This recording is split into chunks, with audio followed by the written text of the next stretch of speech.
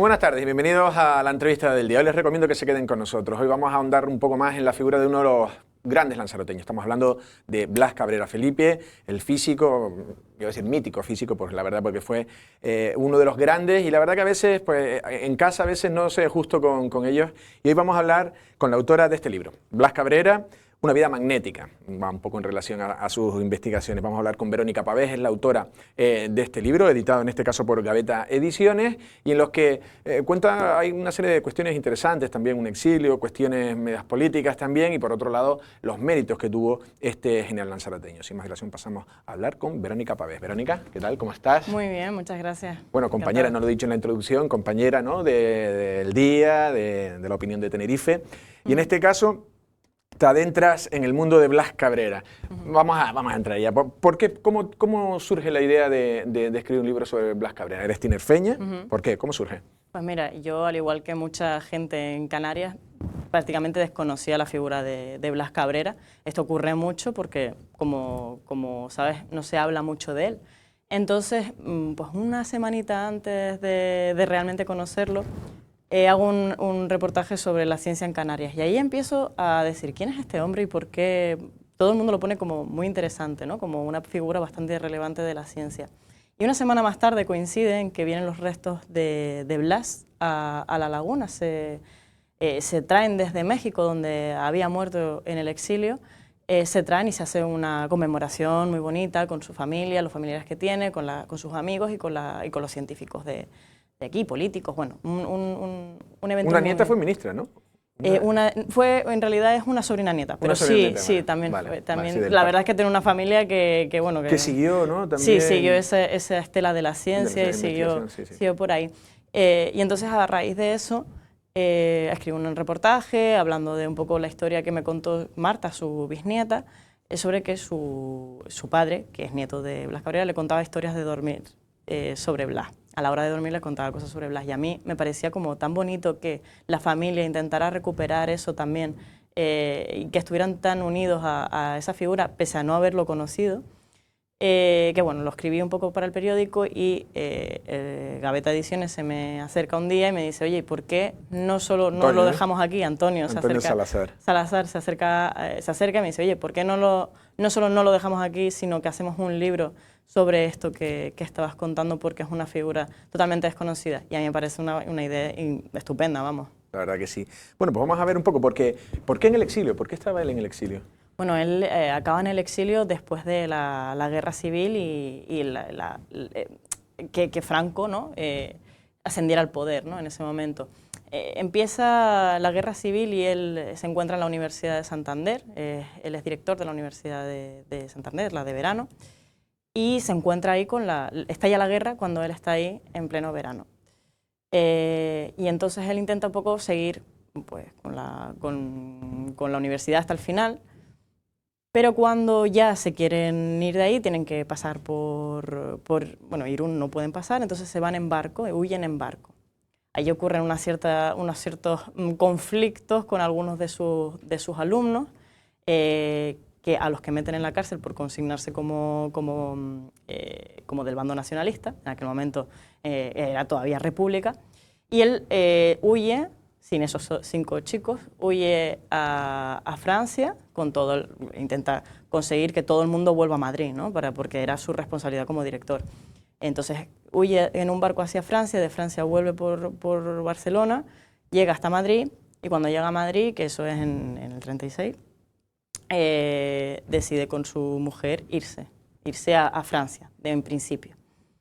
Pasan la guerra en Francia como buenamente pueden, y cuando intentan volver, porque él siempre quiso volver a España, incluso tuvo alguna petición de vámonos ya a México, de figuras como Erwin Schrödinger, que es el de los gatos, ¿no?, el de la teoría del gato, que le piden irse a México, o a México o a América Latina, donde parecía que los españoles exiliados y los europeos podían tener un lugar donde vivir. Pero él lo declina porque él quería volver a España, su sueño, su anhelo era volver a España. Pero una vez acaba la guerra civil, Franco no le permite volver por ese incidente que ocurre en Santander. Entonces él se va en tren desde Francia hasta Portugal, le permiten pasar por España, pero sin bajarse del tren, por lo que no puede decirle adiós a ninguno de sus hijos.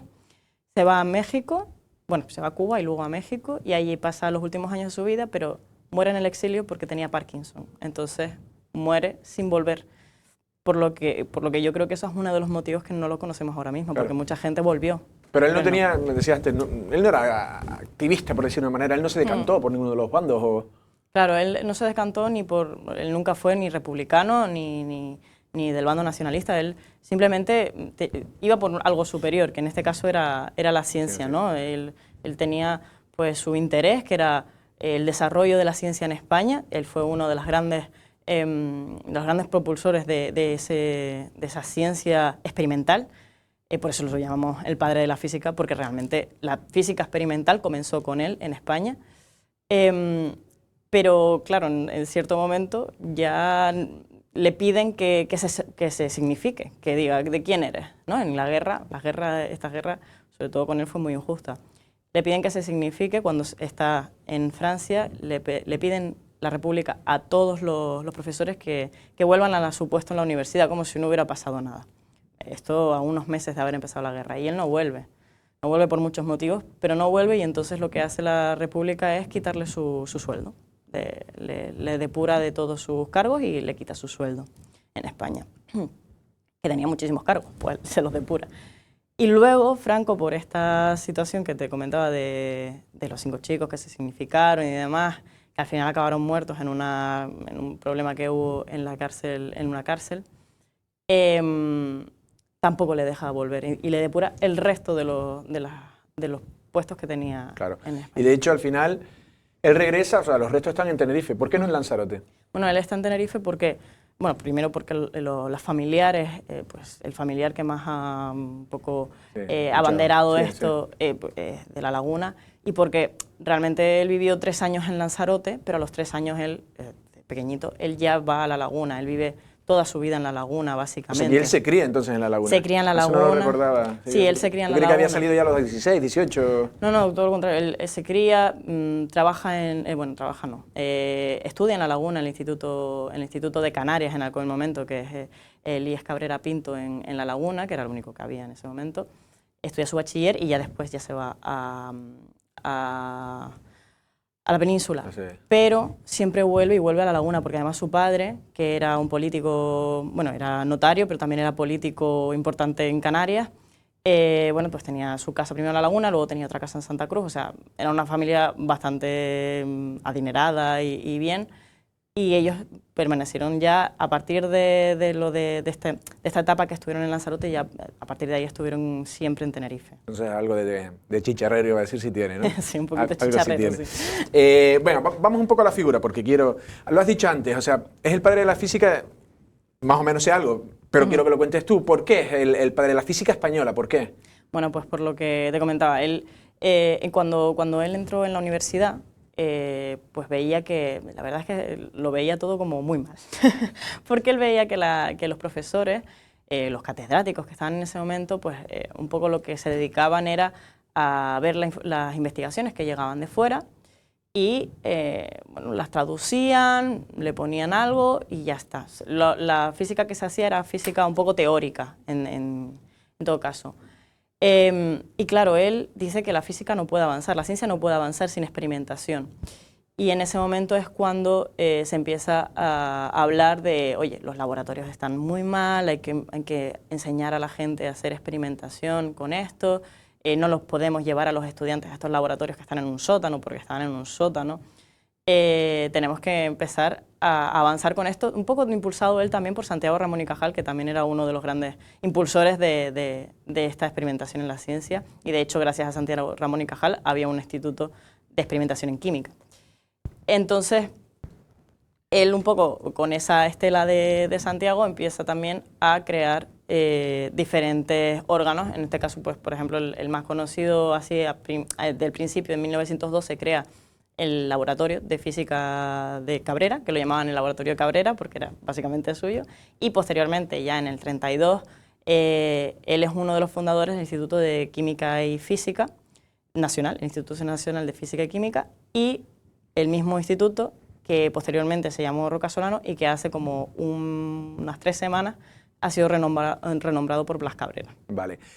Él también es clave una beca que tiene en Alemania, ¿no? Algo así. Y él ya se empieza, además del conocimiento del alemán en sí, y ya empieza a ver también la modernidad europea. Por eso a lo mejor él regresa con esa idea, porque luego lo que creo que él es investigador, ¿no? En campos magnéticos y demás, ¿no? En el magnetismo. Él en 1912, si no recuerdo mal, a lo mejor me vayan un poco las cifras, pero coge una de esas becas que daban por primera vez en España la Junta de Ampliación de Estudios, en la que el director, como digo, era Santiago Ramón y Cajal, y se va a un laboratorio del que en ese momento era una eminencia dentro del campo del magnetismo, porque él estaba haciendo unos estudios de magnetismo con otro químico, Enrique Moles, y veían que había cosas que no daban bien, que no podían hacer sin más recursos, y sabían que en ese laboratorio había muchísimos recursos. Entonces se van al laboratorio de Pierre Weiss, y aquí ocurre una cosa, esto es en Suiza, y aquí ocurre una cosa muy curiosa, y es que ellos no tenían permiso, se emocionaron tanto con ir que no pidieron permiso para ir a la universidad. Y entonces cuando llegan ahí, Pierre Weiss le dice, pero ¿quién es usted, señor?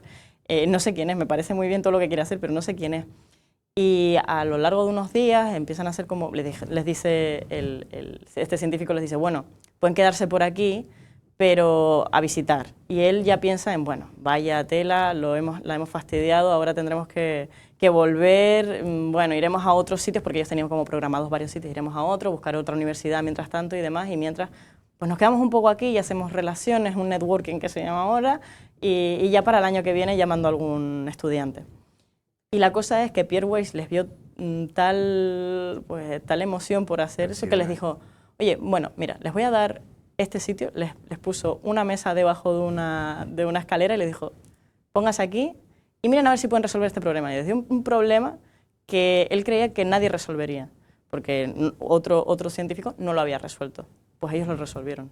Entonces ahí se empieza a crear una relación muy fuerte con este científico, con Pierre Weiss, y ya él entra de lleno en la ciencia europea, que es uno de sus momentos más importantes. Luego ahí también conoce a Albert Einstein por primera vez. Vale, luego vamos a ir a Einstein.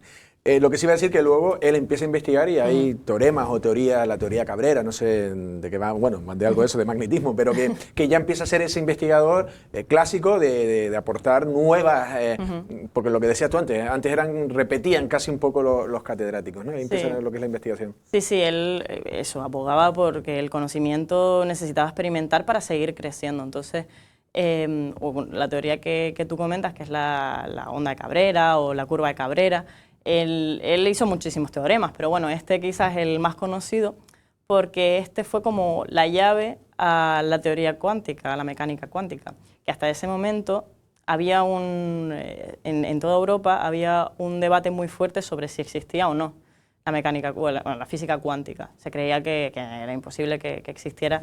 Bueno, algunos decían, como Einstein, por ejemplo, decía que era imposible que existiera, y otros simplemente pues no daban los datos. Y él un poco con eso, un poco de rebote también, pero al final él consigue que sus datos sean consistentes con la teoría cuántica, y a partir de ahí empiezan a decir, oye, no, esto sí que existe, la teoría cuántica sí que existe. Entonces es una pieza fundamental de que ahora mismo tengamos esa teoría y sepamos cómo se mueven pues, los elementos más pequeños de la materia en su ámbito, ¿no? Que es muy diferente a la física clásica. Que fue clásica. Ahí, como has dicho, una llave, ¿no? Un precursor.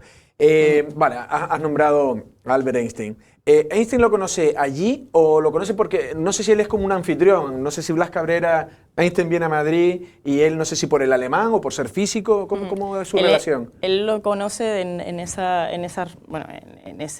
estancia que tiene en Suiza, lo conoce, bueno, pero es que ya lo conocía de antes, porque Blas seguía su trabajo muchísimo. Piensa que en 1905 se publica la teoría de la relatividad, entonces Blas era un seguidor, pero acérrimo del trabajo de Einstein. Entonces, bueno, pues empiezan a tener ahí un contacto, a partir de ahí, él ya lo conoce, pues empiezan a tener un contacto hasta que, bueno, un poco él lo trae a España, en Madrid, en 1923, aunque Albert Einstein en ese momento estaba haciendo como una pequeña gira por todos los países. Él, de hecho, para primero en Barcelona. La historia de Barcelona es muy, muy graciosa porque él llega y nadie sabe que ha llegado, él llega con su mujer, nadie sabe que ha llegado, hasta un día después, él se va a un hotel, por ahí, un hostal y demás, y de repente alguien se entera que ha llegado Einstein a Barcelona y le empiezan a decir, ay no, ¿cómo vas a estar en este hotel? Y no sé qué, y lo llevan a otro, un hotel súper caro. Como que también él era como muy, bueno, que me dejen tranquilo, ¿no? Que yo estoy tranquilo aquí. Y luego ya en Madrid pues tiene también una agenda, madre mía, la verdad, ni un ministro. Y él hace como de anfitrión, ¿no? Y él hace de anfitrión, él está en todas esos momentos en los que Einstein, bueno, pues se da una vuelta por... Entiendo que hablaba bien el alemán, ¿no? En realidad lo que se le daba bien a Blas era el francés, porque en ese momento era lo que más se hablaba, pero Albert también sabía hablar francés, entonces un poco se comunicaban también por el francés. Vale.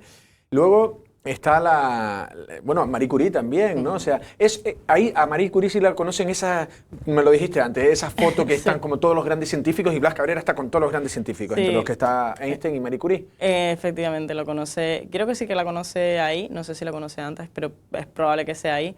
Eso es el Congreso Solvay, que eran unos congresos que se hacían cada 3 años en Europa, en honor a Ernest Solvay, para debatir sobre los temas que estaban candentes en ese momento en la ciencia. En el que fue Cabrera en concreto, que fue el de 1930, iban a hablar sobre magnetismo. Entonces era muy importante que lo invitaron de hecho Marie Curie y Albert Einstein, porque consideraron que era una persona relevante para hablar sobre ese tema, y de hecho era la conferencia más importante de las que iban a dar, o sea, todos eran congresos. Entonces, especialista, ¿no? Sí, Cabrera era la más importante, y de hecho como que también entregó el documento, ¿no? más amplio también de todo el mundo, tenía no sé cuántas páginas, era el más importante de todos los que estaban allí. Entonces, bueno. Estamos hablando de gente con premios Nobel. ¿Pudo Blas Cabrera haber ganado el premio Nobel? Pues se dice que sí, porque su teoría, la curva de Cabrera, fue utilizada finalmente para demostrar la teoría cuántica. Y la persona al que se lo entregaron finalmente lo mencionó en su discurso. Es verdad que muchas veces ocurre esto, ¿no? También nos ha ocurrido con otros premios Nobel, por ejemplo el del CRISPR, que un poco el precursor, Juan Mujica, nunca se le dieron el Nobel. Sí lo dijeron, pero nunca se lo dieron. Entonces estuvo ahí a las puertas, pudieran habérselo dado, está claro, porque y si hubiera podido, seguramente si él hubiera podido seguir haciendo su investigación sin una guerra de por medio, probablemente podía haberlo conseguido. Oye, es que además, corrígeme si me equivoco, pero físicos, no ha habido ningún español que haya optado a un Nobel, o en medicina sí. En medicina sí. Mónica Hall y Severo Ochoa. Y en biología también. Pues no lo sé, la verdad, pero no, vamos. Hubiera sido seguramente el primer español en conseguir un Nobel de Física. La verdad que sí. Estamos ya terminando. La figura de Blas Cabrera, no sé si este libro viene un poco a reivindicarla. ¿Ha sido injustamente tratada? Sí, la figura de Blas Cabrera, la verdad es que no se entiende muy bien, quizás porque cuando vas a los periódicos de la época, miras los periódicos de la época, lo que lo consideran es un paisano distinguido, una persona importante, una persona que además divulgaba mucho su ciencia, a la gente le gustaba cómo lo divulgaba porque sentía que le entendían las cosas, que eso es una cosa maravillosa de la divulgación, cuando tú entiendes la ciencia y dices, pues por fin lo comprendo y qué fácil es, ¿no? Pues él lo hacía así, era muy querido por mucha gente y claro, de repente que nadie lo conozca es siendo como fue en la época, que no fue que no escribieran de él, sino que la verdad es que era una persona muy importante. Pues da que pensar, entonces seguramente después de haber hecho este libro, que es una novela además, para que llegue mejor también a la gente. Es verdad, lo estaba viendo antes con diálogos y con... Sí, es una novela. Pues yo creo que tiene que ver con una doble situación. Primero, el hecho de que le hayan depurado todos sus cargos y entonces eso cayera en el olvido. Y la guerra, que no pudo volver. El hecho de que no pudiera volver, que muriera en el exilio, creo que fue uno de los principales problemas, porque aunque su legado volvió de manos de su hijo menor, volvió quizás muy tarde, claro. Bueno, en fin, tú sabes lo que ocurre, que cuando dejas pasar mucho tiempo, al final las cosas caen en el olvido. Sí, se va un poco el tren. Esta entrevista, bueno, ahora quien lo esté viendo más o menos, si es en su primer pase en la sesión, iba a decir la sesión, parece un cine esto, a las 5:30, tendrían tiempo de ir a la presentación. ¿A qué hora y dónde? Es a las 7 de la tarde en la Casa de Cultura Agustín de la Hoz, que es aquí Aquí al ladito. Y bueno, allí hablaremos un poquito del libro, daré unas pinceladas y también tendrán la oportunidad de hacerme las preguntas que estimen convenientes y de firmar libros, claro, que ya que estamos ahí, pues firmamos también. Bueno, me lo firmas ahora, ¿no? Sí, claro, por supuesto. Bueno, ahora cuando termine. Pues Verónica, ha sido un verdadero placer, me satisface mucho y me alegra de gente que tenga la iniciativa también, gracias a ti también, Antonio Salazar, de divulgar un poco las cosas buenas que tenemos, ¿no? Ha sido un placer, muchas gracias. Muchas gracias a ustedes. Gracias. Bueno, pues ya han escuchado a Verónica Pavés, autora del libro Blas Cabrera, una vida magnética, en relación a este físico lanzaroteño, mucho más importante de lo que a veces creemos. Aquí siempre vamos al Instituto Blas Cabrera, no sé cuántas es Blas Cabrera, la estatua de Blas Cabrera, pues Blas Cabrera es un hombre muy importante. Es verdad que yo hacía un poco más de relación, pero no sabía que se fue tan pronto a Tenerife, de ahí que sus restos hayan regresado de México a Tenerife, ¿no? Pero la verdad que es una historia trepidante. Invitamos aquí a que, me imagino que este libro estará en las principales librerías de la isla y si quieren, pues si tienen tiempo y están viendo en la primera sesión a las 5:30, la entrevista a las 7, la presentación en la Casa de la Cultura. Nosotros sin más nos despedimos. Pasen una feliz tarde.